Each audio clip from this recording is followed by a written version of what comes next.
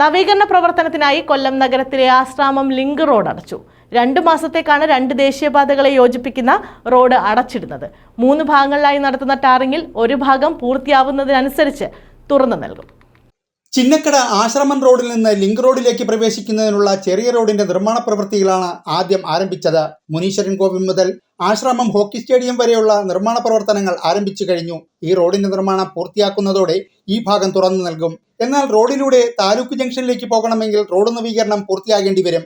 ആദ്യ ഘട്ടങ്ങൾ കഴിഞ്ഞാൽ പിന്നീട് KSRTC ബസ് സ്റ്റാൻഡ് വരെയുള്ള റോഡിന്റെ ഒരു ഭാഗം ആദ്യം ടാർ ചെയ്യും. മറുഭാഗത്തിലൂടെ KSRTC ബസ്സുകൾക്ക് കടന്നു പോകാനുള്ള വഴിയൊരുക്കും. മുമ്പ് ആശ്രമം വഴി കടന്നു പോയിരുന്ന ബസ്സുകൾ ഇനി താലൂക്ക് ജംഗ്ഷൻ വഴി മാത്രമാണ് സഞ്ചരിക്കുക.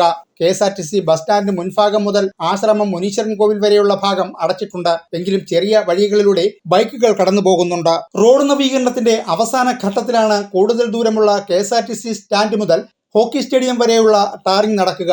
ഈ സമയങ്ങളിലായി മണിച്ചിത്തോട്ടിൽ നിന്നും അഷ്ടമുടിക്കായലിലേക്കുള്ള കരിങ്കിന്റെ നിർമ്മാണവും പൂർത്തിയാക്കും. 960 മീറ്റർ നീളമുള്ള റോഡ് മാതൃകാ റോഡായി ഉയർത്തുന്നതിനാണ് 10 കോടി രൂപ ചെലവിൽ നിർമ്മാണം ആരംഭിച്ചത്. ഫെബ്രുവരിയിൽ മന്ത്രി മുഹമ്മദ് റിയാസാണ് നിർമ്മാണോദ്ഘാടനം നടത്തിയത്. 8 മാസത്തിനകം പണി പൂർത്തിയാക്കുമെന്നായിരുന്നു വാഗ്ദാനം. എങ്കിലും ഇടഞ്ഞാണ് പണികൾ നടന്നത്. നിലവിലുള്ള ലിങ്ക് റോഡ് ഉയർത്തുകയും റോഡിന് ഇരുവശത്തും ഓട, നടപ്പാത, ഇരിപ്പിടങ്ങൾ എന്നിവ ഒരുക്കുന്നതുമാണ് പ്രധാന നിർമ്മാണം. വീതി കുറഞ്ഞ ഭാഗങ്ങളിൽ 2 വരിയും മറ്റു ഭാഗങ്ങളിൽ 4 വരിയിലുമാണ് റോഡ് നിർമ്മാണം. ന്യൂസ് ബ്യൂറോ, കൊല്ലം.